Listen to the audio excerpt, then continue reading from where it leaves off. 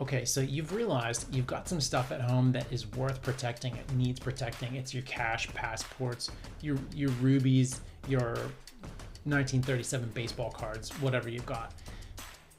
And obviously, we need to go to the store, get an anti-theft, fireproof, waterproof, nuke-proof, whatever safe.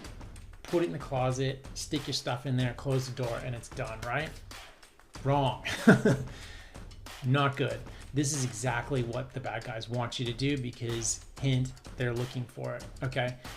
Before you're thinking about how to keep your stuff safe at home, there's a couple of things you need to consider because if you get this right, you can stay 2 steps ahead of them and you can keep your valuable stuff safe. So today we're gonna break this down a little bit, make you a little bit smarter so you can go into this knowing exactly what you need to do. Let's discuss. All right, so just before we dive into this topic here, what's even more important than your priceless valuables? Your priceless family, right?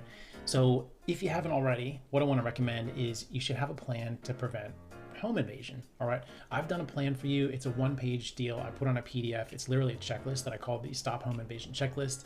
You can get this for free. I've made it available for you. Just go over to HomeSecurity.Workshop.com, jump on the exclusive email list there, and you'll get it in your inbox straight away. And you can get this sorted in short order. It's really good, okay?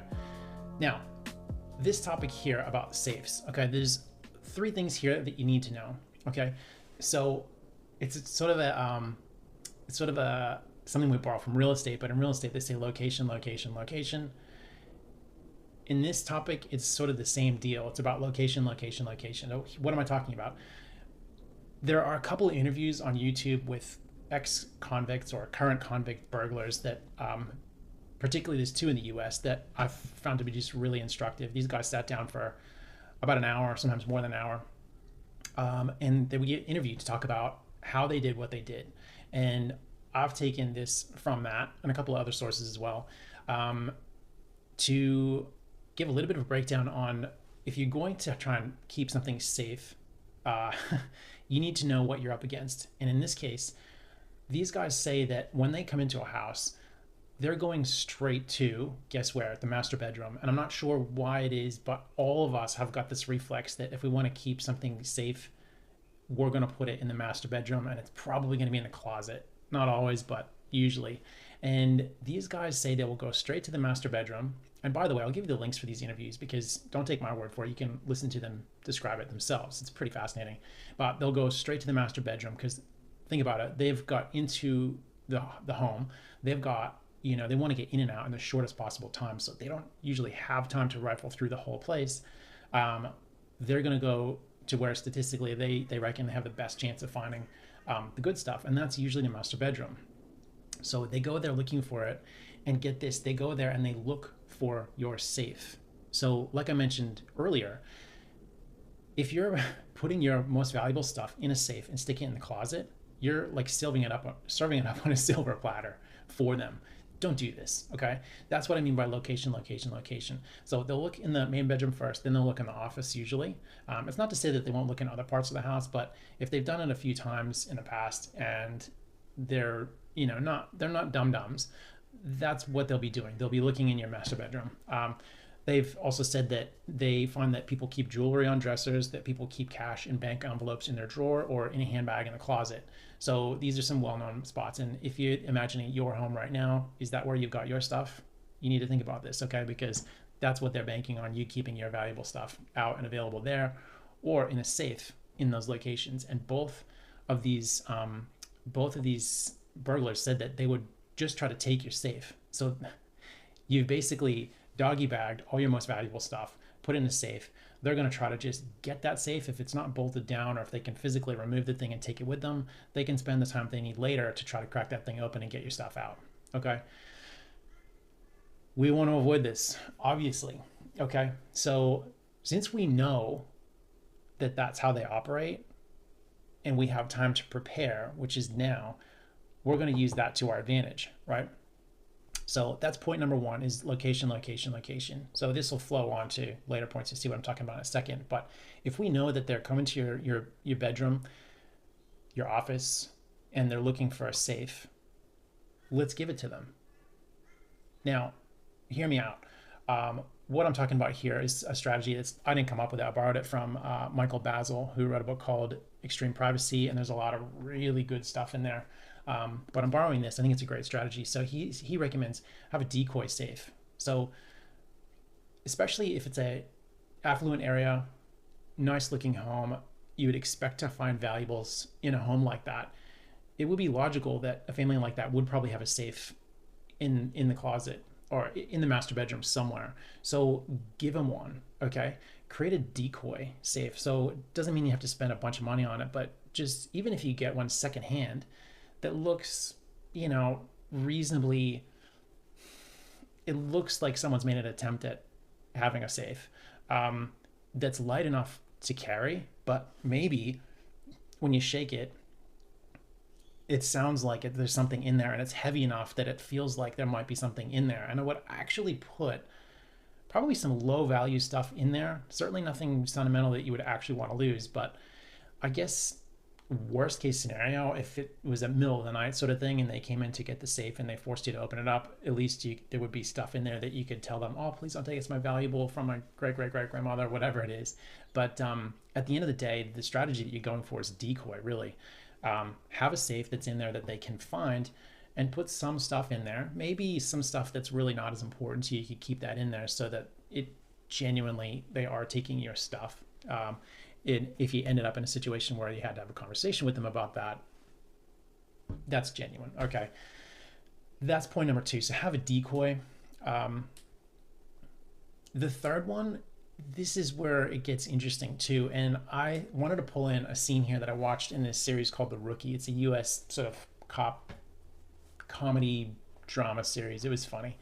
There was one scene in there that I remembered that this Officer Bradford, just a sergeant, he's talking to his rookie, Chen, and he mentions this thing called the DEAR method, DEAR, and it's to do with when they're looking through, investigating a house or something like that to try to look for items that are hidden, how things can systematically be hidden. So the DEAR method, and I wrote it down because I was like, I don't know if this is a genuinely cop thing or if it's kind of a Hollywood thing, but it is kind of insightful. So I'll just give you these quickly. So DEAR, the D stands for deception.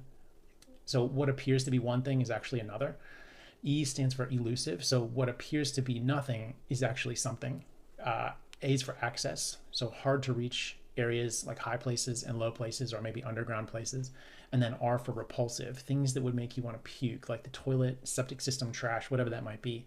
So what he's suggesting is, if they're looking for a hidden item, I mean, they're the police, they've got weeks to go through an apartment or something like that, or a house if they needed to. So this is sort of the search criteria, or at least it was in this TV series. I've got to find out whether or not this is actually something you use in real life, but I think we could borrow that, because if you have set up a decoy safe that you want them to take so that they just get out of your house as quickly as possible, you should also take the real valuables that you actually don't want them to get, and they should use strategies like this to try to conceal that and make that safe and secure in another location of the house that's not the master bedroom, that's not the office, that's really not somewhere they're willing to look. Let me just refer back here. So you're basically creating a cache, and when I say cache, C-A-C-H-E, cache, you're caching those valuables somewhere that's safer, that these guys are probably not going to find it. So, and if we're using those sort of methods and tactics to try to hide something, as in disguising it, and by the way, another thing that Michael Basil talked about in extreme privacy was, decoy safe, but then also your real goods. You can hide them in, one way that you could do that, for example, is, and this connects over to probably the D or the E part of DEAR, the deception or elusive, whereas he was suggesting you could get something like an old VCR, like a video cassette recorder, for those of us that are old enough to know what that means. No one wants your VCR.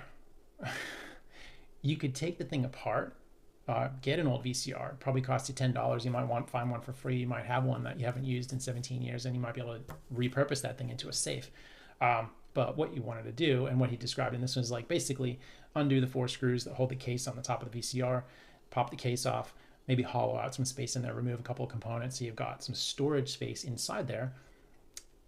Hide your valuables in there. We probably wrap them up or put them in some sort of case inside there, probably. But and then screw the thing back together, and then just put it somewhere where it would naturally be located, like maybe it's the TV unit or something like that, but it should be the sort of item that somebody could walk right past every day of the week and not give it a second thought. And odds are it's going to be much safer there because it's hiding in plain sight versus a safe, which is you look at a safe, everybody instantly knows what that thing is for, and there's a very good chance that there are valuables inside. If you look at a VCR as one example, no one's going to look at that thing and be like, that's basically a useless piece of electronics at this point in time. So that's what I'm getting at. And that's the third point, is just use a deer method or have some kind of disguised cache. And it may not be secure. I mean, if they do locate it, they can just use a screwdriver or whatever it is you've chosen to as a cache. It's probably not secure, but it's probably safe because of the way that you've disguised it. Hope that makes sense. I'm pretty sure it does. But those are the 3 points. So to summarize, it's about location, location, location. I want you to do it, use a decoy, but do the decoy well and put it exactly where they're expecting to find it, which is probably in the closet, in the master bedroom. And then the third thing, use the deer method to cache your real valuables in a place where it's very, very unlikely to be hidden. One more point on that. If you have stuff in your house that you just don't want to take any chances at all on, why don't you just get a private vault or like a bank, what's it called? Safety deposit box at the bank, and just do that. So you're just removing the risk entirely. Yeah, you'll pay an annual fee to have something like that, but if you haven't set anything like that up and you actually need it, might as well just do it. As a bonus thing, also wanted to call out this really cool interview that I heard. I think it was on a podcast called Decentralized TV with Mike Adams.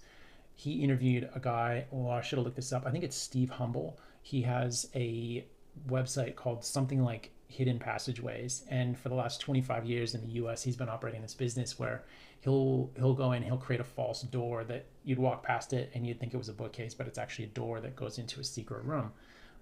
This category of stuff is what we're talking about, and it's a fascinating listen, this podcast. I'll probably put a link in here for you about that as well.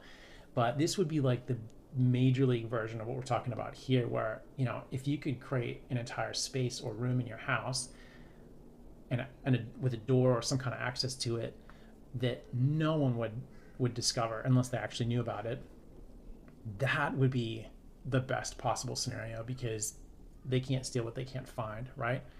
And then there's a lot less pressure on you to try to create some wild hiding places and things like that, because that would work. Anyway, not all families have got the budget or the house, even with the configuration, to be able to set something like that up. But I wanted to mention it because there are some families out there that can do that. If you can do something like that and then also make that into a panic room, that starts to get into some amazingly effective territory for home security. It's fun. I think I've covered everything. I think just the bottom line is, don't put your family's goods in bad places. Think 2 steps ahead. Take the time to do something like this and put some strategies in place so that you're not regretting it later on if something like this does get taken. I've had sentimental stuff taken from our family that probably will never get back, and it's a regret, and I wish I had a chance to do it over again. I would do something like this, but all we've got is today, right? Now, I hope you found this helpful. I would love your take on this. If you thought this was great, or if you've got something to add here, I would love to hear it. I'm always learning more about this sort of stuff. But I hope you found it helpful. And again, get over to HomeSecurityWorkshop.com. Get that Stop Home Invasion checklist, because your valuables are valuable, but your family's even more valuable. So if you're willing to put a little bit of time and effort into keeping your valuables safe, you should be spending more time trying to keep your family safe. So get over there and get that checklist. And yeah, thanks for your time, and I'll see you in the next one.